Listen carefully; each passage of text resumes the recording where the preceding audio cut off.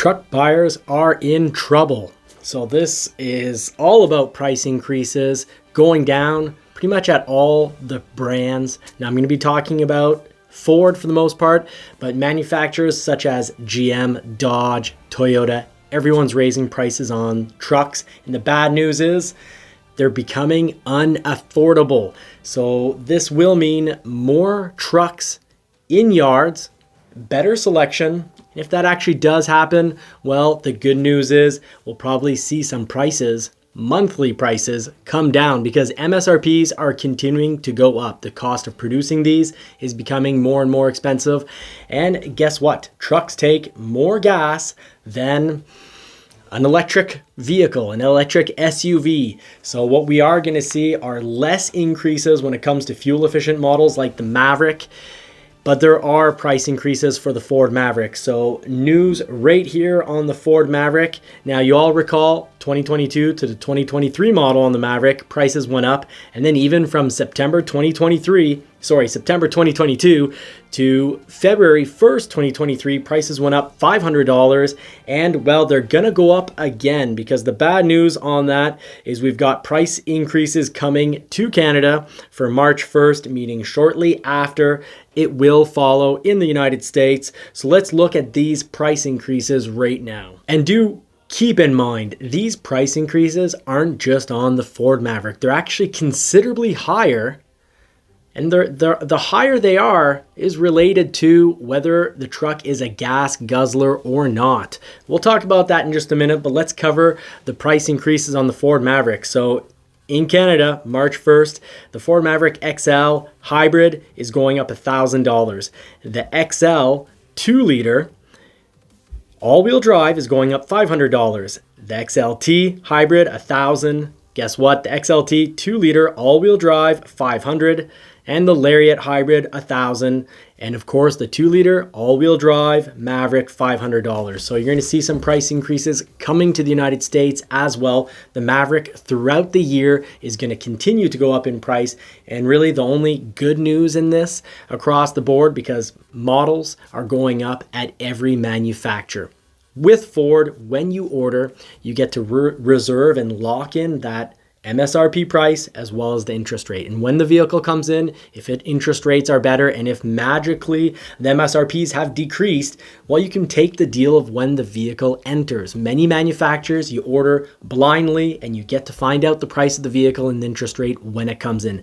Not the case for Ford. As long as your order has been enrolled and confirmed, and you'll know if your dealer's done this, ask them the question, and you'll know they'll take a photocopy of your driver's license. They'll have you sign a build sheet. They'll also have you sign a lease or purchase agreement. So you're going to see the interest rate and the price of the vehicle right there. But the big news is prices are going up everywhere. And these are small fries, these price increases, compared to the price increases going down on big trucks. So the F-150, the Tremor, as well as the King Ranch, they're going up $1,000 and $1,500 Canadian March 1st as well. So you can see price increases on the Maverick over the last 2 years have been minimal compared to the almost roughly $10,000 from summer 2021, where you could get Ford F-150 XLT for roughly play around about $62,000 to $64,000, while they're now playing around $72,000 to $75,000. So the Maverick, luckily, isn't going to go up as much, and here's the reason why. Ford needs to sell a lot of these hybrid Mavericks, and they're going to need to sell a lot of electric vehicles because CAFE rules dictate that manufacturers are going to have a 50 mile per gallon fleet average. Otherwise, they're going to face some pretty harsh, expensive fines. Whatever you want to call it, it's going to cost these manufacturers big dollars. So manufacturers, what do they need to do? They need to sell less big trucks. So yes, they need to sell a lot of electric trucks to make up for their loss in selling gasoline powered trucks, but they need to sell fewer gasoline trucks at a higher profit margin. This is going to protect their overall revenue and their profits, but they need to sell less, because the number that you sell, of course, affects that fleet average. So the Lightning, though, it happened to go up only because the battery prices skyrocketed through the roof. That's not part of what needs to happen at manufacturers. What needs to happen at manufacturers is they sell less gas guzzlers. They need to get down to that 50 mile per gallon fleet average. So what has GM gone ahead and done? Well, GM is actually going to shut down March 27th one of their plants, one of their truck plants, to help maintain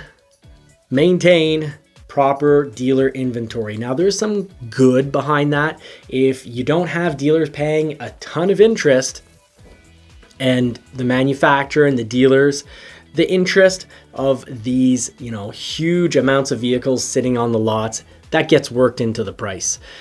And if they can cut down on those interest, all that interest amount paid, well, it's either going to be more profit for the manufacturers, so great for shareholders, but it also gives them some protection against raising prices. But raising prices is just something that's going to happen on gas guzzlers, because they're going to need to, in a way, force people to buy vehicles that are more fuel efficient, like the Ford Maverick, and electric vehicles, electric SUVs, electric trucks. They need to get that fleet average down. So big news is that the Maverick is going to be going up in price. Good news at Ford, you can lock in your MSRP price as well as the interest rate, as long as they do a confirmed enrolled order. So make sure your dealer knows what they're doing. Make sure you order from the right dealer. You can ask your dealer how many allotments they get roughly per year and where you are on their list, to make sure you're not ordering from somewhere that, you're looking at a 2-year wait for whatever model that does interest you. But across, whether you're looking at a Ram 1500, a Toyota Tundra, no matter what truck you're looking at, if it's gas powered, prices are going to go up. So I'm talking about this because I think it's pretty important. I'm Johnny from Johnny's Car Care and Reviews, and I'm here to help save you thousands, and also at other times tell you, a lot of people are telling you, wait a year, you're gonna get your truck for so much a better price. I'd say you're not going to get that truck for a better price. MSRPs are going to go up. If inventory does happen to get really, really high, guess what? Manufacturers can do like GM's doing, and that's shut the plant down to help keep those inventory levels normal. But what is wild is that big trucks are becoming completely unaffordable. I can remember trucks going for, nice trucks on lease going for about $700 a month. And those same trucks now are about $1,400 a month. Prices have gone up incredibly. Now, of course, if manufacturers bring back 0% financing, that's going to save roughly a couple $100 on payments, but the payments for most people are becoming unattainable. So let's see what happens. Are people going to stop buying these big trucks before these manufacturers can make profits off electric trucks?